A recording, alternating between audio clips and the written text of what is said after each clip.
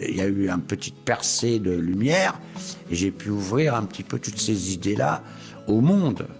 Parce que c'est quand même leur établissement, il est dû aux autres aussi.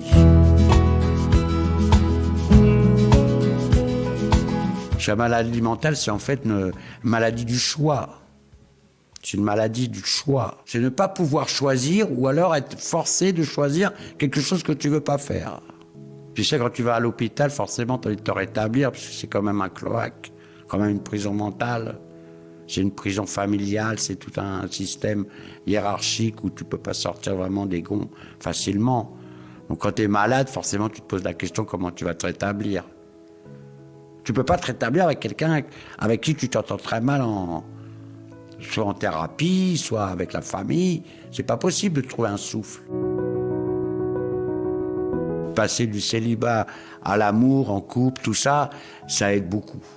Si ça donne une pulsion de vie énorme.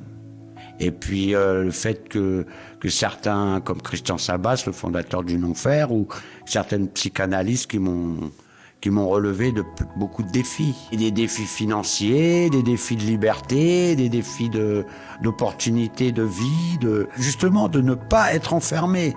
Pour moi, ce qui m'a sauvé ce souffle, c'est qu'à un moment donné, je me suis dit, je peux plus là.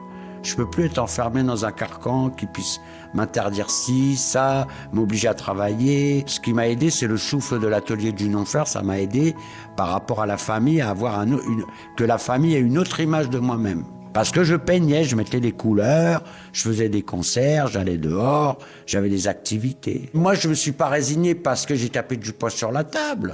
C'est tout. Je voulais pas me laisser faire.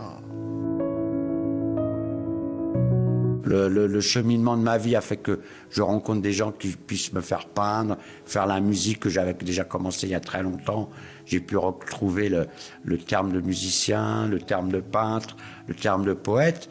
Et c'est ce personnage-là que j'ai construit, en fait, depuis 25 ans. Je suis fier d'avoir trouvé un moyen de me récupérer. Mais c'est d'accepter ce que je suis. D'accepter le traitement, d'accepter mon activité artistique, d'accepter les méandres de la vie, d'accepter les problèmes. Et puis, il faut suivre le petit hublot qui donne la lumière. Et il faut suivre tous les chemins qui mènent vers la sortie. Mais quand l'hôpital ferme les portes, si un infirmier veut bien te faire voir les étoiles 5 minutes, ça peut suffire. Tu vois, juste ça. C'est une lueur d'espoir, c'est un espoir qui est enfoui en toi. Il faut se permettre de le retrouver, cet espoir. En fait, pour moi, la maladie, c'est s'aimer quand même un petit peu. Il faut l'aimer, la maladie.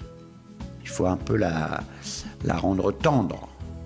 Dans le sentiment qu'on soit refoulé ou redistribué dans d'autres âmes humaines, le choix de la vie ne mène jamais au plus profond de soi, mais au plus profond des autres, ou quittons-nous ce lieu ou restons ici enchaînés par des ardeurs bien construites et bien étendues qui forment au-delà du paysage enfin un équilibre humain.